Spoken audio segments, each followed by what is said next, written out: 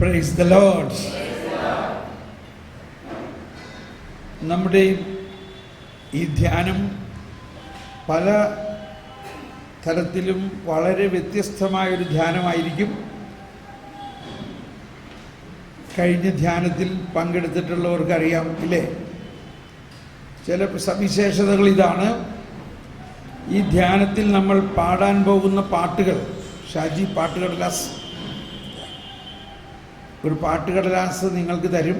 അത് വായിക്കുമ്പോൾ തന്നെ നിങ്ങൾക്ക് മൂഡ് ഔട്ടാവും. കാരണം അതിൽ സങ്കീർത്തനങ്ങൾ അങ്ങനെ തന്നെ എഴുതി വച്ചിട്ടുണ്ട്. അപ്പോൾ സാധാരണ ആൾക്കാർ പറയാതെ ആ കടലാസ് കിട്ടിയപ്പോൾ ഇതെന്തിനാണ് ഈ സങ്കീർത്തനങ്ങളെല്ലാം പറയാൻ പോവുകയാണോ, എന്ത് ചെയ്യാനാണെന്ന് വിചാരിക്കും. സാവധാനം മനസ്സിലാകും. ഈ സങ്കീർത്തനങ്ങളെല്ലാം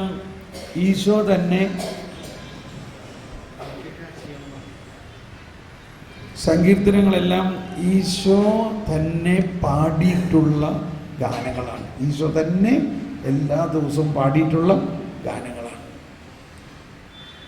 പരിശുദ്ധ അമ്മ തീർച്ചയായിട്ടും പാടിയിട്ടുണ്ട്, ഔസപിതാവും പാടിയിട്ടുണ്ട്. പഴയ നിയമത്തിലെ എല്ലാ പ്രവാചകന്മാരും പാടിയിട്ടുണ്ട്. ഇപ്പോൾ നമ്മൾ ചിലപ്പോൾ ചില ഗാനങ്ങളോട് പ്രത്യേക ഒരു ആഗ്രഹവും മമതയൊക്കെ തോന്നാറുണ്ട്. കാരണം നമ്മൾ ഇത് ഇന്ന ആൾ പാടിയേക്കുന്ന പാട്ടാണ് ഇല്ലേ? അഗസ്തീനോസ് പാടിയിട്ടുള്ള പാട്ടാണ്, അല്ലെങ്കിൽ ഇത് തോമസ് പോൾ എഴുതി പാടിയേക്കുന്ന പാട്ടാണ്, നായിക്കാമ്പറമ്പലച്ചൻ എഴുതി പാടിയേക്കുന്ന പാട്ടാണ്. ഞാനും അങ്ങനെ കുറേ പാട്ടൊക്കെ എഴുതിയിട്ടുള്ളതാണ് ഇല്ലേ? നിങ്ങൾക്കറിയാമല്ലോ. എനിക്ക് ഏറ്റവും ഇഷ്ടമുള്ള പാട്ടാണ് ഈ ആത്മാവേ പരിശുദ്ധാത്മാവേ എന്നുള്ള ഗാനം. അതിനുശേഷം എഴുതിയത്, അതോടൊപ്പം എഴുതിയതാണ് മാതാവിനെ കുറിച്ച് 5-6 ഗാനങ്ങൾ. കുരിശിൽ നിന്നെന്ന് ഞാനീ സ്വരം കേട്ടു, ഇതാണു നിന്റെ അമ്മ ഇല്ലേ? എന്തോ ഒരു മനോഹരമാണ്. വിശുദ്ധി വിശുദ്ധി വിശുദ്ധിയാം പരിച, അജയ്യമാമൊരു പരിച. ഇതെല്ലാം പാടിക്കേട്ടപ്പോൾ ആളുകളെല്ലാം പൊക്കി നന്നായിട്ടുണ്ട് തോന്നി. അപ്പോൾ ഞാൻ വീണ്ടും എഴുതാനായിട്ട് ഇങ്ങനെ ഇരുന്നു. അപ്പോൾ കർത്താവ് പറയാണ്, ഇനി നീ പാട്ടൊന്നും എഴുതണ്ട. കർത്താവിൻ്റെ സ്വരം എനിക്ക് നല്ല പരിചയമാണ്.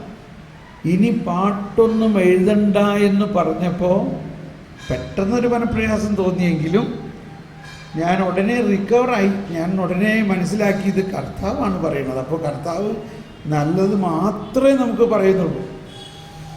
ഞാൻ പറഞ്ഞു, ഉടനെ കടലാസും പേനയും മാറ്റി വെച്ചു. കർത്താവേ, എന്താ നീ പറയുന്നേ? അപ്പോൾ പറയാണ്, ശ്രദ്ധിക്കണേ.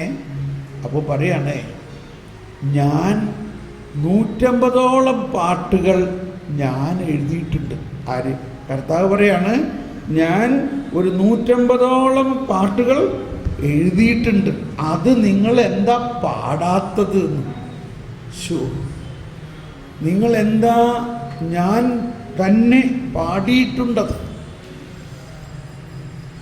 അങ്ങനെയാണ് ദൈവമേ. അപ്പോഴാണ് ആ സങ്കീർത്തനങ്ങളെ കുറിച്ചുള്ള അർത്ഥവും വ്യാപ്തിയും പഠിക്കാനിടയായത്.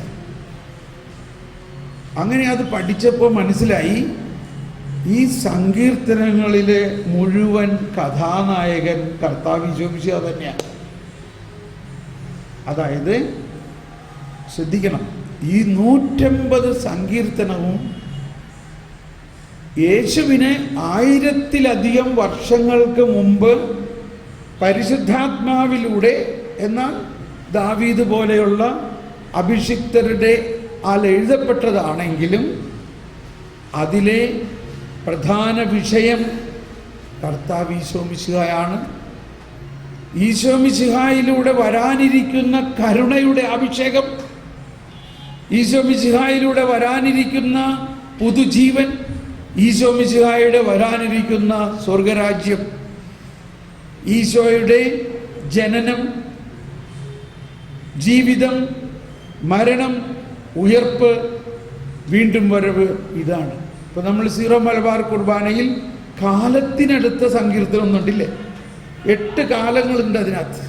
ആ 8 കാലങ്ങൾക്കും പ്രത്യേക സങ്കീർത്തനങ്ങൾ പുസ്തകത്തിൽ നിന്ന് നമ്മൾ വായിക്കുമ്പോൾ മനസ്സിലാക്കേണ്ടത് എന്താ? ഇത് അന്നേ എഴുതിയേക്കണതുകൊണ്ടല്ലേ, അല്ലേ?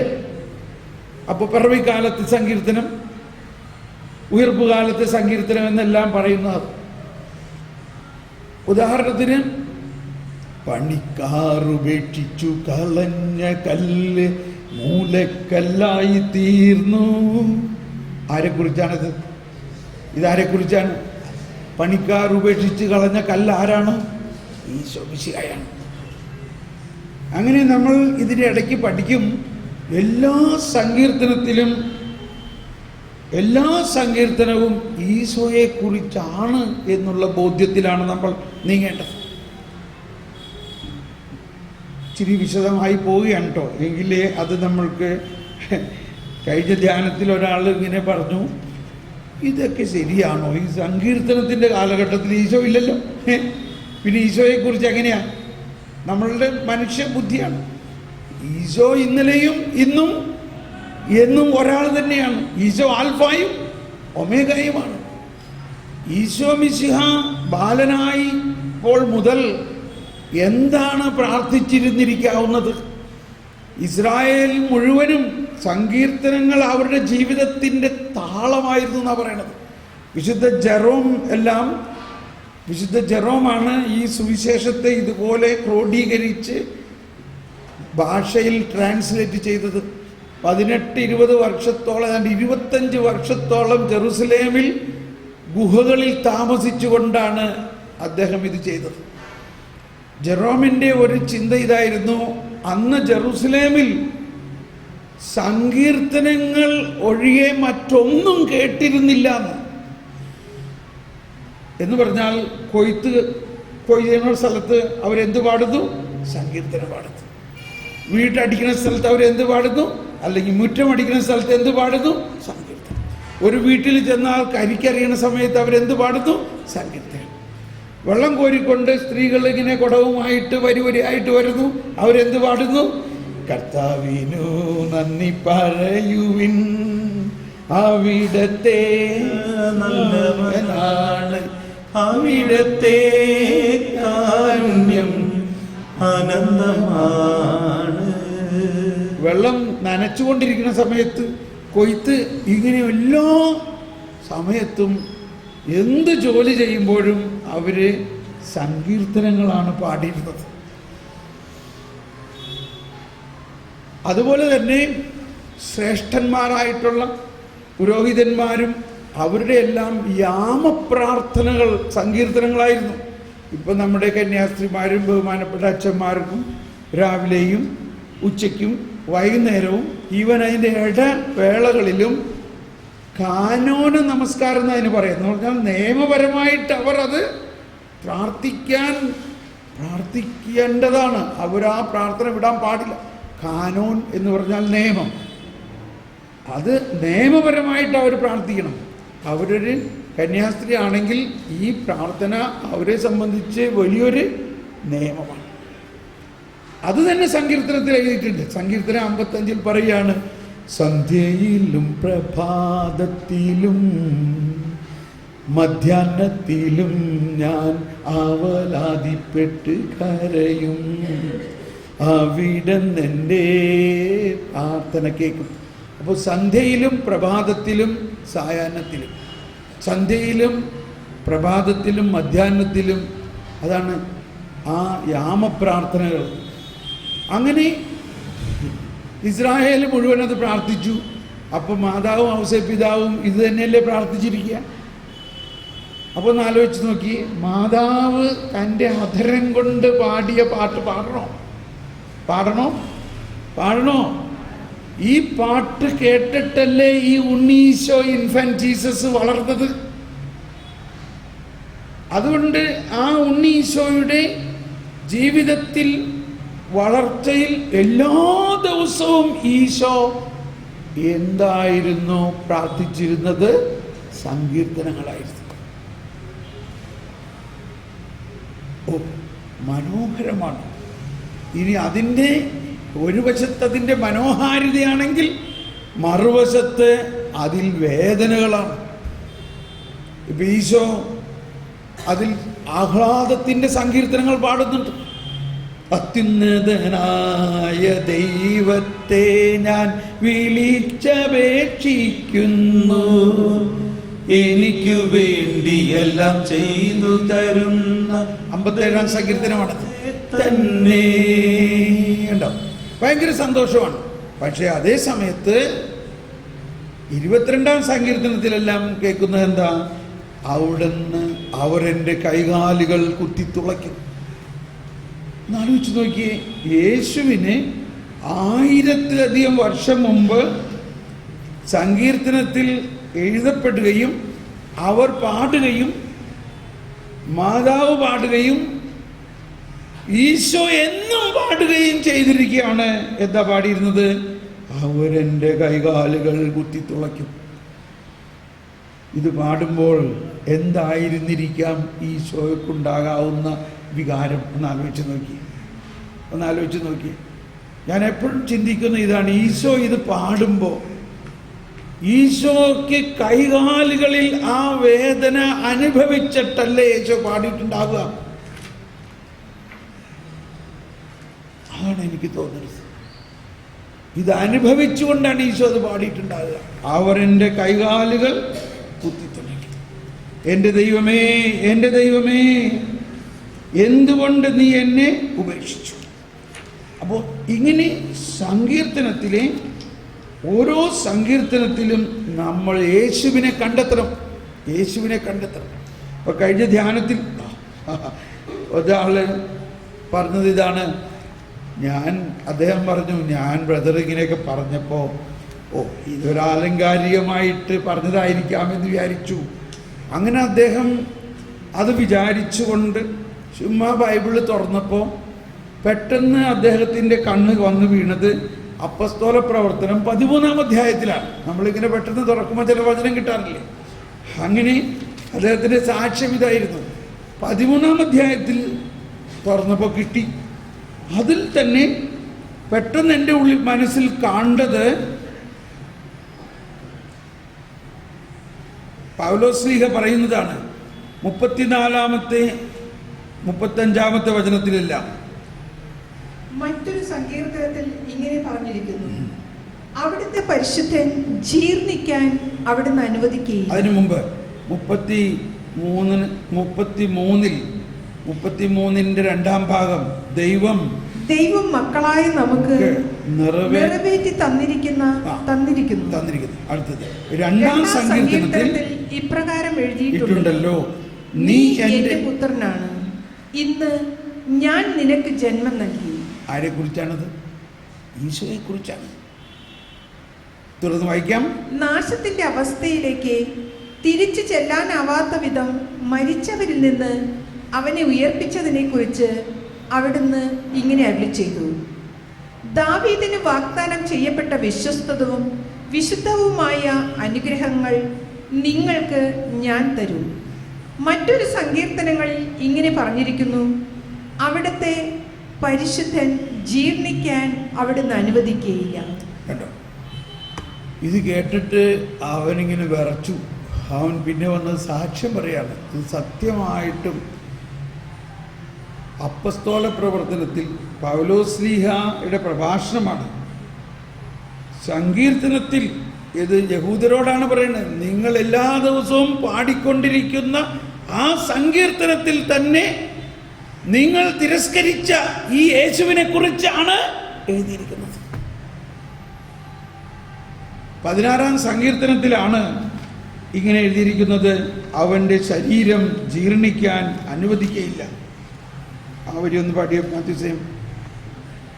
എന്റെ ശരീരം സുരക്ഷിതമായി 16:10 എന്റെ ശരീരം സുരക്ഷിതമായി വിശ്രമിക്കുന്നു, അവിടുന്ന് എന്നെ പാതാളത്തിൽ തള്ളുകയില്ല, അങ്ങയുടെ പരിശുദ്ധൻ ജീർണിക്കാൻ അനുവദിക്കുകയില്ല. കേട്ടോ, എന്തതിൻ്റെ അർത്ഥം? കർത്താവ് ഈശോ മിശിഹ മരിച്ചു, ആ ശരീരം അടക്കപ്പെട്ടു. ആ ശരീരം മറ്റുള്ള മനുഷ്യരുടെ ശരീരം ജീർണിക്കുന്നത് പോലെ ജീർണിക്കാൻ ദൈവം അനുവദിക്കയില്ല. അതുകൊണ്ടാണ് ഈശോ എന്നും പറയാറുള്ളത്, 3-ാം ദിവസം ഞാൻ ഉയർത്തെഴുന്നേൽക്കും. ശരീരം ജീർണിക്കുന്നത് 4-ാം ദിവസമാണ്. നമുക്കറിയാം, ലാസറിൻ്റെ ഭവനത്തിൽ ചെന്നപ്പോൾ അവനെ ഉയർക്കുമെന്ന് പറഞ്ഞ് ഉയർപ്പിൻ്റെ ആ സംഭവത്തിലേക്ക് വരാറായി കല്ലെടുത്ത് മാറ്റാൻ പറഞ്ഞപ്പോൾ അവരെന്താ പറഞ്ഞത്? ഇപ്പോൾ ശരീരം ജീർണിക്കുന്നുണ്ടാകും, ഇപ്പോൾ 4-ാം ദിവസമായി. അപ്പോൾ മനുഷ്യരുടെ എല്ലാം ശരീരം 4-ാം ദിവസം ജീർണിക്കും.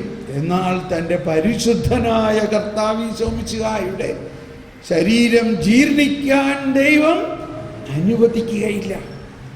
അവൻ 3-ാം ദിവസം ഉയർത്തെഴുന്നേക്കും. അപ്പൊ ഈ 3 ദിവസം ഈ ശരീരം എന്തായിരുന്നു? എൻ്റെ ശരീരം സുരക്ഷിതമായി വിശ്രമിക്കുന്നു. കണ്ടോ, ഇതാരെക്കുറിച്ചാണിത്? ഇതാരെക്കുറിച്ചാണ്? അപ്പോൾ ഇതൊരു സൂചന തന്നതാണ്. നമ്മുടെ ഈ ധ്യാനത്തിൽ ഇങ്ങനെ ഈ സങ്കീർത്തനങ്ങളിൽ നിന്നും ഈശോയുടെ കരുണയുടെയും ഈശോയുടെ ആ ബലിയുടെയും പരിശുദ്ധാത്മാവിൻ്റെയും നമ്മളിലൂടെ നമുക്ക് നൽകാനിരിക്കുന്ന ആ ദൈവാനുഭവത്തിൻ്റെയും എല്ലാം രഹസ്യങ്ങൾ, മറ്റൊരിടത്തിൽ പറഞ്ഞാൽ ഈശോ മിശിഹായെക്കുറിച്ചുള്ള വലിയ രഹസ്യങ്ങൾ സങ്കീർത്തനങ്ങളിലാണ് ഒളിഞ്ഞു കിടക്കുന്നത്. അതുകൊണ്ടാണ് ഈശോ തന്നെ പറഞ്ഞത്, എന്നെക്കുറിച്ച് സങ്കീർത്തനങ്ങളിലും പ്രവാചക ഗ്രന്ഥങ്ങളിലും മോശയുടെ പുസ്തകങ്ങളിലും എഴുതപ്പെട്ടത് പൂർത്തിയാകണ്ടേ.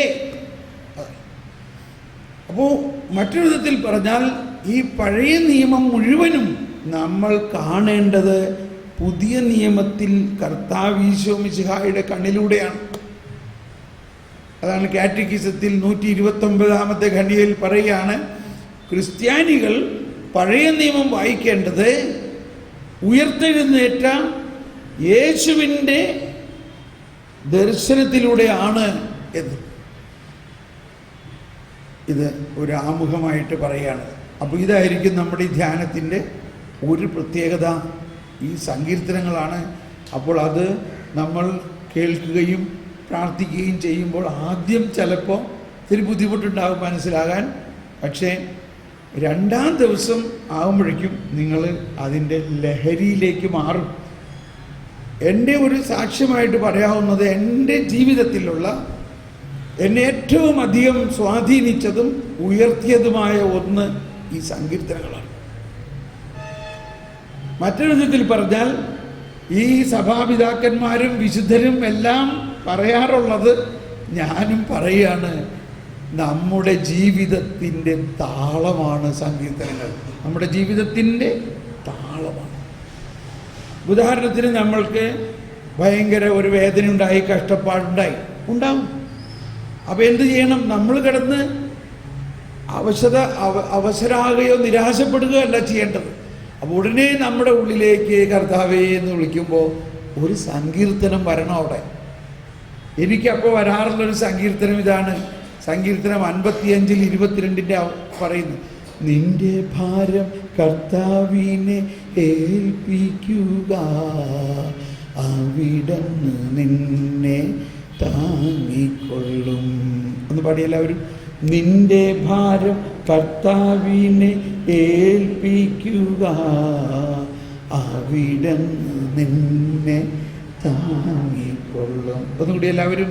നിന്റെ ഭാരം കർത്താവിനെ ഏൽപ്പിക്കുക, അവിടുന്ന് നിന്നെ താങ്ങിക്കൊള്ളും. ഇത് എൻ്റെ ഉള്ളിലിരുന്ന് ആരോ പാടണമായി എനിക്ക് അനുഭവമാകുകയാണ്. ആരാ എൻ്റെ ഉള്ളിലിരുന്ന് പാടുന്നത്? കർത്താവ് തന്നെ പരിശുദ്ധാത്മാവിലൂടെ പാടുകയാണ്. അങ്ങനെ ഈ ധ്യാനം കഴിയുമ്പോഴേക്കും നിങ്ങൾ എല്ലാ ദിവസവും വീട്ടിൽ പോകും. വീട്ടിൽ പോകുമ്പോൾ നിങ്ങൾ ഈ ധ്യാനം കഴിയുന്നത് വരെ ഒരുപാട് ഡിസ്കഷനുകളോ ചർച്ചകളോ ടെലിവിഷനോ പേപ്പറുകളോ ഒന്നും നോക്കാതെ ഈ കേട്ട കാര്യങ്ങൾ ധ്യാനിക്കുകയും എല്ലാ ദിവസവും നിങ്ങൾക്കൊരു ഹോംവർക്ക് തരും. അത് ചെയ്ത് ആ അധ്യായങ്ങൾ വായിച്ച് ആ വ്യക്തിപരമായ പ്രാർത്ഥനയൊക്കെ ചെയ്ത് വരണം. ഇത് ഒരു റെസിഡൻഷ്യൽ റിട്രീറ്റ് എന്നാണ് ഞാൻ പറയുന്നത്. റെസിഡൻഷ്യൽ എന്ന് പറഞ്ഞാൽ നമ്മുടെ സ്വന്തം വീട്ടിൽ താമസിക്കുന്നു. നമ്മൾ കൊവേന്തയിലോ കന്യാസ്ത്രീ മഠത്തിലോ അല്ലല്ലോ നമ്മുടെ ജീവിതം. എവിടെ നമ്മുടെ ജീവിതം? നമ്മുടെ ജീവിതം, നമ്മുടെ ബലി, നമ്മുടെ വീട്, നമ്മുടെ കിടക്ക, നമ്മുടെ അടുക്കള, ഇതാണ്. അപ്പോൾ ആ ജീവിതത്തിൻ്റെ പരിവരുത്ത യാഥാർത്ഥ്യവുമായിട്ട് നമ്മൾ ഇതിനെ ഒന്നിച്ച് കൊണ്ടുപോകുമ്പോഴാണ് ധ്യാനം കഴിഞ്ഞാലും നിങ്ങൾക്ക് വീട്ടിൽ ചെല്ലുമ്പോൾ ഒരു എങ്ങനെയാണ് ഈ ധ്യാന ജീവിതം മുന്നോട്ട് കൊണ്ടുപോകുന്നുള്ള ഒരാശയം കിട്ടും. ഓക്കെ, ഇനി ഈ ധ്യാനത്തിൻ്റെ പ്രത്യേകത, നമ്മൾ ജ്ഞാനസ്നാനമാണ് സ്വീകരിച്ചത്. അങ്ങനെ ജ്ഞാനസ്നാനത്തിലൂടെ നമുക്ക് ജ്ഞാനം ലഭിച്ചിട്ടുണ്ടോ? ജ്ഞാനസ്നാനമാണ് നമ്മൾ സ്വീകരിച്ചത്. ആ ജ്ഞാനസ്നാനത്തിലൂടെ നമുക്ക് എന്ത് ലഭിച്ചിട്ടുണ്ട്? ജ്ഞാനം ലഭിച്ചിട്ടുണ്ട്. ഇന്ന് നമ്മളുടെ ജീവിതത്തിലുള്ള ദുഃഖ ദുരിതങ്ങൾക്ക് ഒരു കാരണം, എല്ലാം ആവണമെന്നില്ല, ഒരു കാരണം ഈ ജ്ഞാനസ്നാനത്തിൻ്റെ ആ ജ്ഞാനത്തിൻ്റെ പെട്ടി നമ്മൾ തുറന്നിട്ടില്ല. ആ ദൈവിക ജ്ഞാനം നമുക്ക് ലഭിച്ചിട്ടുണ്ടെങ്കിലും, അത് നമ്മുടെ പോക്കറ്റിലുണ്ടെങ്കിലും, അത് നമ്മുടെ ഭവനത്തിലുണ്ടെങ്കിലും, അത് നമ്മുടെ ഹൃദയത്തിലുണ്ടെങ്കിലും, അത് ഉപയോഗിക്കാതെ നമുക്ക് ലഭിച്ചിരിക്കുന്ന മാനുഷികമായ ചില ജ്ഞാനങ്ങളിലൂടെ നമ്മൾ പല കാര്യങ്ങളും ചെയ്യുന്നു. ചിലത് ഒക്കുന്നു, ചിലത് ഒക്കുന്നില്ല, ചിലത് പൂർത്തിയാകുന്നില്ല. ജീവിതത്തിൽ വലിയ പരാജയങ്ങളും കഷ്ടതകളും ബുദ്ധിമുട്ടുകളും. അതൊരു വശത്ത്. മറുവശത്ത് ദൈവവചനം തന്നെ വായിക്കുമ്പോൾ നമ്മൾ ഓരോ വചനവും വായിക്കുന്നത് നമ്മുടെ മാനുഷികമായ ജ്ഞാനത്തിലൂടെയാണ്. ഉദാഹരണത്തിന് നമ്മൾ ഇഷ്ടം പോലെ കേട്ടിട്ടുള്ളതാണ്, ആദ്യം നിങ്ങൾ അവിടുത്തെ രാജ്യവും നീതിയും അന്വേഷിക്കുക, ബാക്കിയുള്ളതെല്ലാം കൂട്ടിച്ചേർക്കുമ്പോൾ. എന്തെന്നാ ബാക്കിയുള്ളത് നമ്മൾ ചിന്തിക്കണേ? നമ്മൾ പെട്ടെന്ന് ചിന്തിക്കണത് നമ്മുടെ കടബാധ്യത മാറും, നമുക്ക് ലോൺ കിട്ടും, നമുക്കൊരു വീട് പണിയാൻ സൗകര്യം കിട്ടും, നമുക്കൊരു സ്ഥലം മേടിക്കാൻ കിട്ടും, നമുക്ക് ജോലി കിട്ടും, മക്കളുടെ കല്യാണം നടക്കും, ഒരു മകനൊരു വിസ കിട്ടും. ഇങ്ങനെയുള്ള കാര്യങ്ങളാണ് നമ്മൾ ചിന്തിക്കുന്നത്. അല്ല ആ വചനത്തിൻ്റെ അർത്ഥം. ആദ്യം നിങ്ങൾ അവിടുത്തെ രാജ്യവും അവിടുത്തെ നീതിയും അന്വേഷിക്കുക. അതറിഞ്ഞു കഴിയുമ്പോൾ ഈ ദൈവത്തിനെ കുറിച്ചുള്ള രഹസ്യങ്ങൾ മുഴുവനും നിങ്ങൾക്ക് മനസ്സിലാകും എന്നാണ് അതിൻ്റെ അർത്ഥം. കാരണം അതിനു മുൻപ് പറഞ്ഞിട്ടുണ്ട്, നിങ്ങൾ എന്ത് ഭക്ഷിക്കും എന്നതിനെക്കുറിച്ച് നിങ്ങൾ ആകുലപ്പെടേണ്ട, എന്ത് ധരിക്കും എന്നതിനെക്കുറിച്ച് നിങ്ങൾ ആകുലപ്പെടേണ്ട. അതെല്ലാം നിങ്ങൾക്ക് നിങ്ങളുടെ സ്വർഗസ്ഥനായ പിതാവ് തരും. നോക്കുവിൻ, ആകാശത്തിലെ പക്ഷികളെ നോക്കുവിൻ, അവ വിതയ്ക്കുന്നില്ല, കൊയ്യുന്നില്ല, കളപ്പുരകളിൽ ശേഖരിക്കുന്നുമില്ല. നിങ്ങൾ അവരെക്കാൾ ശ്രേഷ്ഠരാണോ?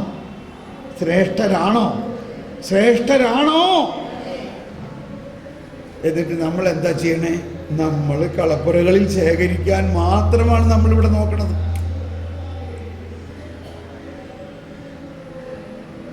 നമ്മളൊരു ആരെക്കുറിച്ചെങ്കിലും ഒരു കല്യാണക്കാരെ ആലോചിക്കുമ്പോൾ നമ്മൾ എന്താ ചിന്തിക്കണേ? അവന് എത്ര ഏക്കർ സ്ഥലമുണ്ട്, അവന് എത്ര ശമ്പളമുണ്ട്, അവന് എത്ര ഡെപ്പോസിറ്റ് ഉണ്ട്, അവന് വരുമാനം എന്താണ്, അവൻ ജീവിതകാലം മുഴുവനൊക്കെയുള്ള സമ്പാദ്യം അവനുണ്ടോ? എങ്കിൽ നമ്മുടെ മോളെ അവൻ്റെ കൂടെ അയക്കാം. ഇതാണോ കർത്താവ് പറഞ്ഞേക്കണേ?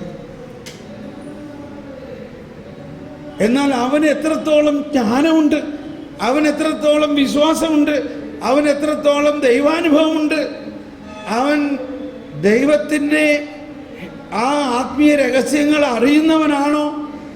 നമ്മൾ അതൊന്നും നോക്കാറില്ല. ഇതൊക്കെ ഞാനൊരു സൂചന തരുന്നതാണ്. അപ്പോൾ ഇതിൽ നിന്ന് നമ്മൾ മനസ്സിലാക്കുന്നത് എന്താ?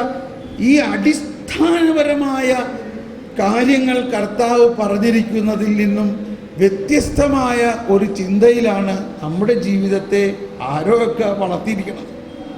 നമ്മൾ ചെറുപ്പം പോലെ അങ്ങനെ കേട്ടേക്കണത്, നമ്മൾ അങ്ങനെ പോകും. അപ്പം ഇതിൻ്റെ എല്ലാം ഒരു കാരണം, നമ്മൾ ജീവിതം ദൈവിക ജ്ഞാനത്തിലൂടെ അല്ല നയിക്കപ്പെടുന്നത് എന്നുള്ളതാണ്. അപ്പോൾ ഈ ദൈവിക ജ്ഞാനത്തിന് വേണ്ടി തന്നെയായിരിക്കും ആദ്യത്തെ ദിവസത്തെ, നമ്മുടെ ഇന്നത്തെ ദിവസത്തെയും, നാളെ എത്ര വരെ പോകുന്നറിയില്ല, ഈ ദൈവിക ജ്ഞാനത്തിന് വേണ്ടി ആഴമായി നമ്മൾ പഠിക്കുകയും പ്രാർത്ഥിക്കുകയും ചെയ്യുമ്പോൾ നമുക്കുണ്ടാകുന്ന ഒരവസ്ഥ, തലച്ചോറിൻ്റെ അകത്ത് എന്തോ ഉറുമ്പഴയണമായി തോന്നും. വിഷമിക്കണ്ട, അതൊരു അസുഖവുമല്ല, തലച്ചോറിൻ്റെ സെറ്റിംഗ് മാറ്റുന്നതാണ്. ഇംഗ്ലീഷിൽ ഇങ്ങനെ പറയാറുണ്ട്, ബ്രെയിൻ വാഷിംഗ് നടത്തുന്നു. അതൊക്കെ ഒരു ബ്രെയിൻ വാഷല്ല, ബ്രെയിൻ റീസെറ്റിംഗ് ആണ്. നമ്മുടെ ബ്രെയിനെ റീസെറ്റ് ചെയ്യും, നമ്മുടെ ചിന്തകൾ മുഴുവനും പുതുക്കി പണിയും. അതുകൊണ്ട് 5 ദിവസം കഴിയുമ്പോൾ നിങ്ങളുടെ ചിന്തകളെല്ലാം മാറിയിരിക്കും. നിങ്ങൾ വേറെ ഒരു കമ്പ്യൂട്ടറായിരിക്കും. കുറച്ചൊക്കെ കമ്പ്യൂട്ടർ ഇപ്പോൾ എല്ലാവർക്കും അറിയാം ഇല്ലേ? ഇപ്പോൾ ഒരു കമ്പ്യൂട്ടറിൽ നമ്മളുടെ പഴയ കമ്പ്യൂട്ടറാണ്, പക്ഷേ ഇപ്പോൾ നമ്മൾ ആ കമ്പ്യൂട്ടർ ഓൺ ചെയ്തപ്പോൾ അതിനകത്തൊരു വിൻഡോ പറയുകയാണ്, new software Windows 10. Do you want to upgrade? വേണോ? നിങ്ങൾ എന്ത് ചെയ്താൽ മതി? Press yes. പിന്നെ എന്ത് ചെയ്യും? ഈ വെബ്സൈറ്റിൽ നിന്ന് ഈ പുതിയ സോഫ്റ്റ്വെയർ അതിനകത്തേക്ക് ഇറങ്ങിയിട്ട് അതിൻ്റെ പഴയ സെറ്റിങ്ങിനെ മുഴുവനും മാറ്റി പുതിയതാക്കും. അത് കഴിഞ്ഞിട്ട് അവസാനം ഒരു ചോദ്യം ചോദിക്കും, റീസ്റ്റാർട്ട് ദ കമ്പ്യൂട്ടർ. അങ്ങനെ റീസ്റ്റാർട്ട് ചെയ്ത് കഴിഞ്ഞ് നോക്കുമ്പോൾ എന്താ, പഴയ വിൻഡോ 8 10 9 ഒന്നും അല്ല, കംപ്ലീറ്റ് വേറെ സെറ്റിംഗ്. അപ്പോൾ ഈ ധ്യാനം കഴിഞ്ഞ് കഴിയുമ്പോൾ അതാണ് നിങ്ങൾക്കുണ്ടാകാൻ പോകുന്നത്. ഇന്നത്തെ ദിവസം നിങ്ങൾക്ക് വളരെ ബുദ്ധിമുട്ടായിരിക്കും ഇവിടെ ഇരിക്കാൻ തന്നെ. ഇതെല്ലാം കേട്ട് കഴിയുമ്പോൾ തോന്നും, ഷോ വന്നത് അർത്ഥമായി, ഒന്ന് ഇറങ്ങി ഓടാൻ തോന്നും. പക്ഷേ നിങ്ങൾക്ക് ഓടാൻ പറ്റില്ല. കാരണം നിങ്ങളെ ആരാ ഇവിടെ കൊണ്ടുവന്നേക്കണത്? കർത്താവായി. പക്ഷേ നിങ്ങൾക്ക് ഭയങ്കര പിരിമുറുക്കം തോന്നും. ചിലപ്പോൾ ഇവിടെ കിടന്ന് ഓടാൻ തോന്നും. ഇല്ല, എനിക്കിവിടെ ഇരിക്കേണ്ട, ഇങ്ങനത്തെ ധ്യാനമല്ല എനിക്ക് വേണ്ടത്. ഇയാൾ എന്തിട്ടാ ഈ പറയണത്? ഇതൊന്നും എനിക്ക് അറിഞ്ഞിട്ട, എനിക്കെല്ലാം അറിയാം. ഇനി ഇയാളുടെ അടുക്കന്ന് പുതിയതൊന്നും എനിക്ക് കേൾക്കണ്ട, എനിക്കെല്ലാം അറിയാം. ഇങ്ങനെയൊക്കെ നമുക്ക് തോന്നും. നമുക്ക് ഇത് ഓരോരുത്തർ പറഞ്ഞേക്കുന്ന സാക്ഷ്യങ്ങളാണ്. ആദ്യത്തെ ദിവസം ഞങ്ങളുടെ ടീം പല സ്ഥലത്തും മധ്യസ്ഥ പ്രാർത്ഥന നടക്കുന്നുണ്ട്. അവരെല്ലാവരും പറയാറുള്ളത് അവരുടെ തല വെട്ടി പൊളിയണ ഒരു അനുഭവമാണെന്ന്. കാരണം എന്താ? ഇതെല്ലാം കേൾക്കുമ്പോൾ നമ്മുടെ ഉള്ളിൻ്റെ അകത്ത് ഒരു വലിയ മാറ്റം ഉണ്ടായിക്കൊണ്ടിരിക്കുകയാണ്. ഓക്കെ, ഇനി ഈ ജ്ഞാനത്തിൻ്റെ പ്രധാന രഹസ്യം നമ്മുടെ ജീവിതത്തിൻ്റെ കാര്യങ്ങൾ ക്രമപ്പെടുത്തുക എന്നത് ഒരു വശമാണെങ്കിൽ, മറ്റൊരു വശം ദൈവരാജ്യത്തിൻ്റെ രഹസ്യം അറിയുക എന്നുള്ളതാണ്. ദൈവരാജ്യത്തിൻ്റെ രഹസ്യം. ഇനി നമ്മൾ അതിൻ്റെ അടുത്ത വിഷയത്തിലേക്ക് വരുമ്പോൾ, നമ്മുടെ ഈ ധ്യാനത്തിൻ്റെ പ്രധാന സബ്ജക്റ്റ് കരുണയാണ്. ദൈവം കരുണയാണ്. അപ്പോൾ ആ കരുണ തന്നെ നമുക്ക് മനസ്സിലാകണമെങ്കിൽ ദൈവിക ജ്ഞാനത്തിലൂടെ മനസ്സിലാവുകയുള്ളൂ. ഇനി നമ്മൾ ആ സബ്ജക്റ്റിലേക്ക് അങ്ങ് കിടക്കാൻ പോവുകയാണ്. ആ സബ്ജക്റ്റിലേക്കൊന്ന് കിടന്നിട്ട് പക്ഷേ നമുക്കത് മനസ്സിലാവില്ല. അതുകൊണ്ട് നമ്മൾ ജ്ഞാനത്തിലേക്ക് വരണം. എങ്കിലും അതിൻ്റെ ഒരു ആമുഖമായിട്ട് നമുക്കിങ്ങനെ വായിക്കാം. മത്തായിയുടെ സുവിശേഷത്തിൽ 9-ാം അധ്യായത്തിൽ 11 മുതലുള്ള വചനം എല്ലാവരും ഒന്നെടുത്ത് വായിക്കാം. എല്ലാവരുടെ കയ്യിലും ബൈബിൾ ഉണ്ടെന്നാണ് ഞാൻ വിശ്വസിക്കുന്നത്. അത് നോക്കി നിങ്ങൾ വായിക്കണം. ഇനി ആരെങ്കിലും കൊണ്ടുവന്നിട്ടില്ലെങ്കിൽ അടുത്തിരിക്കുന്ന ആളുടെ ബൈബിൾ നോക്കി വായിക്കാം. നാളെ വരുമ്പോൾ എല്ലാവരും ബൈബിൾ കൊണ്ടുവരണം. ഫരിസേയർ ഇത് കണ്ട് ശിഷ്യന്മാരോട് ചോദിച്ചു. മത്തായിയുടെ സുവിശേഷം 9-ാം അധ്യായത്തിൽ മത്തായിയുടെ ഭവനത്തിൽ യേശു ചെല്ലുമ്പോൾ ഉണ്ടാകുന്ന കാര്യമാണ്. നിങ്ങളുടെ ഗുരു ചുങ്കക്കാരോടും പാപികളോടും കൂടെ ഭക്ഷിക്കുന്നത് എന്തുകൊണ്ട്? എല്ലാവരും നേറ്റു പറഞ്ഞേ, ശബ്ദമുയർത്തി വായിച്ചേ. നിങ്ങളുടെ ഗുരു ചുങ്കക്കാരോടും പാപികളോടും കൂടെ ഭക്ഷിക്കുന്നത് എന്തുകൊണ്ട്? ഇത് കേട്ട് അവൻ പറഞ്ഞു, ആരോഗ്യമുള്ളവർക്കല്ല, രോഗികൾക്കാണ് വൈദ്യനെ കൊണ്ട് ആവശ്യം. ബലിയല്ല, കരുണയാണ് ഞാൻ ആഗ്രഹിക്കുന്നത് എന്നതിൻ്റെ അർത്ഥം നിങ്ങൾ പോയി പഠിക്കുക. ഞാൻ വന്നത് നീതിമാന്മാരെ വിളിക്കാനല്ല, പാപികളെ വിളിക്കാനാണ്. Praise the Lord. നിങ്ങൾ പാപികളാണോ? ആണോ? എത്ര പേർക്ക് ഉറപ്പുണ്ട് പാപികളാണെന്ന്? എത്ര പേർക്ക് ഉറപ്പുണ്ടോ? ഒന്ന് ശരിക്കും കൈ പൊക്കി പിടിച്ച്. ഓക്കെ, എങ്കിൽ നിങ്ങൾക്ക് ആശ്വാസമായോ? എന്ത് ആശ്വാസമായത്? കർത്താവ് എന്താ പറയുന്നത്? ഞാൻ വന്നിരിക്കുന്നത് പാപികൾക്ക് വേണ്ടിയാണ്. ക്യാൻസർ രോഗത്തിന് ഒരു മരുന്ന് കണ്ടുപിടിച്ചു. ഏതെങ്കിലും ക്യാൻസർ വിചാരിച്ചു? ബ്ലഡ് ക്യാൻസർ രോഗത്തിന് അല്ലെങ്കിൽ ബ്രസ്റ്റ് ക്യാൻസർ രോഗത്തിന് ഒരു പുതിയ മരുന്ന് കണ്ടുപിടിച്ചിരിക്കുന്നു എന്ന് ന്യൂസ് പേപ്പർ റിപ്പോർട്ട് വന്നാൽ ആർക്കായിരിക്കും സന്തോഷം? ആർക്കാ ഏറ്റവും കൂടുതൽ സന്തോഷം? ക്യാൻസർ രോഗികൾക്ക്. ക്യാൻസർ രോഗമില്ലാതെ നല്ല ആരോഗ്യത്തിലിരിക്കുന്ന ആൾക്ക് അത് വലിയൊരു ഗുഡ് ന്യൂസ് അല്ല. അതിൽ പ്രത്യേക ഒരു സന്തോഷം തോന്നുന്നില്ല. എന്ന പോലെയാണ് ഇവിടെ ഇരിക്കുന്നവരെല്ലാവരും പാപികളാണ്. എങ്കിൽ നിങ്ങൾക്ക് ഒരു സന്തോഷ വാർത്ത. എന്താ സന്തോഷ വാർത്ത? എന്താ സന്തോഷ വാർത്ത? ഒന്നെല്ലാവരും ഉച്ചത്തിലേറ്റ് പറഞ്ഞ്, ഞാൻ വന്നിരിക്കുന്നത് നീതിമാന്മാരെ വിളിക്കാനല്ല, പാപികളെ വിളിക്കാനാണ്. വിശ്വസിക്കാൻ പറ്റില്ല അല്ലേ? കാരണം നമ്മൾ ചെറുപ്പം മുതലേ കേട്ടേക്കണ എന്താ? നീ പാപം ചെയ്യുകയാണെങ്കിൽ ശിക്ഷിക്കുന്ന ഒരു ദൈവത്തെയാണ് നമ്മളെ ചെറുപ്പം മുതലേ എന്തോ അബദ്ധവശാൽ പഠിപ്പിച്ചിരിക്കുന്നത്. ഈ നമ്മുടെ ധ്യാനം യൂട്യൂബിലെല്ലാം കേട്ടിട്ടുള്ള ഒരു സഹോദരി എന്നെ വിളിച്ചിട്ട് പറയാണ്, എൻ്റെ ബ്രദറെ, എനിക്ക് 3 കുട്ടികളാണ്. ഇന്നലെയും കൂടി ഞാൻ എൻ്റെ മോൾക്ക് ചോറ് കൊടുക്കണ നേരത്ത് ഈ ധ്യാനമെല്ലാം കേട്ടിട്ടുള്ളതാണ്. എന്നിട്ട് ഇന്നലെയും കൂടി ഞാൻ എൻ്റെ മോൾക്ക് ചോറ് കൊടുക്കണ നേരത്ത് ഞാനിതാ നീ ഭക്ഷണം കഴിച്ചില്ല, ഈ തമ്പായി അടിക്കൂട്ടോ, തമ്പായി ശിക്ഷിക്കും, വേഗം കഴിച്ചോ. ഇതല്ലേ നമ്മൾ ആദ്യം കിട്ടിയേക്കണ മദർ ടങ്ക്? നമ്മളുടെ മദർ ടങ്ക് എന്താ കിട്ടിയേക്കണേ നമുക്ക്? മര്യാദയ്ക്ക് കഴിച്ചില്ലെങ്കിൽ തമ്പായി നല്ല അടിയരുമാ. നന്മ പ്രവർത്തിച്ചില്ലെങ്കിൽ നീ ഒക്കെ നരകത്തിൽ പോകും. ഇപ്പൊ തലച്ചോറിൽ ഉറുമ്പരയണമായി തോന്നുന്നുണ്ടോ? തോന്നും. കാരണം ഈ സെറ്റിംഗ് മാറണം. ഇവിടെ ഈ മത്തായിയുടെ ഭവനത്തിലെ കുറിച്ച് 2 മാസം മുമ്പ് കരുണയുടെ വർഷത്തിൻ്റെ പ്രബോധനത്തിൽ പരിശുദ്ധ പിതാവ് വിശദമായിട്ട് ഇതിനെക്കുറിച്ച് ഒരു പഠനം പറഞ്ഞത്. അതിൽ പരിശുദ്ധ പിതാവ് പറയുകയാണ്, മത്തായിയെ പാപിയും ചുങ്കക്കാരനും, നമ്മുടെ ഭാഷയിൽ നമ്മുടെ ഭാഷ പറയണ്ട, വളരെ മോശമായ ഒരു മനുഷ്യനായിട്ട് ആ സമൂഹം മുഴുവനും ചിത്രീകരിച്ചിരിക്കുന്നു, ഇല്ലേ? അതുകൊണ്ട് യഹൂദരാരും അവൻ്റെ വീട്ടിൽ പോലും പോകില്ല. അതുകൊണ്ടാണ് അവർ പറയുന്നത്, നിങ്ങളുടെ ഗുരു എന്തുകൊണ്ടാണ് ഈ മത്തായിയുടെ വീട്ടിൽ പോണത്? അവനൊരു പാപിയാണ്, അവൻ അന്യായി ചുങ്ക പിരിക്കുന്നു, അവനുമായിട്ട് നമുക്ക് യാതൊരു ബന്ധവുമില്ല. ഈ വചനം എൻ്റെ അകത്ത് ആദ്യം രജിസ്റ്റർ ആയിരിക്കുന്നത് ഹിന്ദിയിലാണ്. ഹിന്ദിയിൽ ഞാനത് പറയട്ടെ. ഹിന്ദിയിൽ ഇങ്ങനെയാണ്, क्या तुम्हारे गुरु क्यों नाकेदार और पापियों के साथ भोजन करते हो? तुम्हारे गुरु नाकेदार और पापियों के साथ क्यों भोजन करते हो? നിന്റെ ഗുരു എന്തുകൊണ്ടാണ് ഈ പാപിയുടെ കൂടെ ഭക്ഷണം കഴിക്കാൻ അകത്ത് കയറിയിരിക്കുന്നത്? അപ്പോൾ ഈ മത്തായിയുടെ ഭവനത്തെ മനസ്സിൽ കാണുക. പുറത്ത് ഒരുപാട് പേര് കൂടിയിരിക്കുകയാണ്.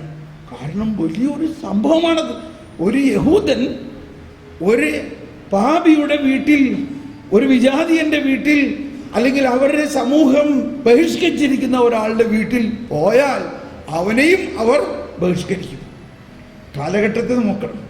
അങ്ങനെ ഇരിക്കുന്ന അവസ്ഥയിലാണ് ഈശോ മിശിഹ ഒരു യഹൂദൻ ആയിരിക്കെ ഈ മത്തായിയുടെ വീട്ടിലേക്ക് കടന്നു ചെല്ലുന്നത്. അപ്പൊ അന്നത്തെ ആ സമൂഹം മുഴുവനും മത്തായിയെ വലിയ പാപിയായിട്ടും സമൂഹത്തിൽ നിന്നും ബഹിഷ്കരിക്കപ്പെട്ടവനായിട്ടും മുദ്ര കുത്തി മുദ്രകുത്തി ഉപേക്ഷിച്ചിരിക്കുന്ന ഒരാളുടെ വീട്ടിൽ യേശു കടന്നു ചെല്ലുമ്പോൾ അവൻ്റെ പാപം യേശുവിൻ്റെ പ്രവേശനത്തിന് തടസ്സമാവുന്നുണ്ടോ? തടസ്സമാവുന്നുണ്ടോ? ഞാൻ ഈ ചോദിക്കുന്നതിൻ്റെ ഉള്ളിലൊരു കാര്യമുണ്ട്.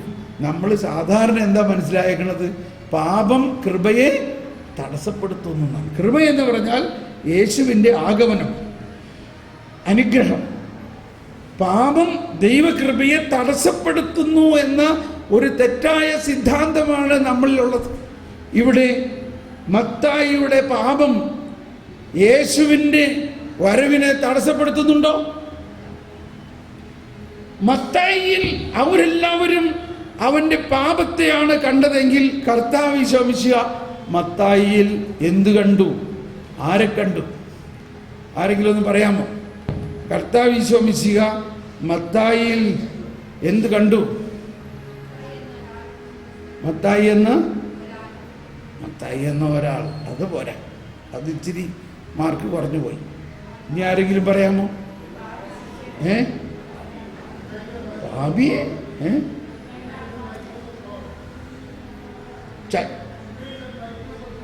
Image and likeness of God.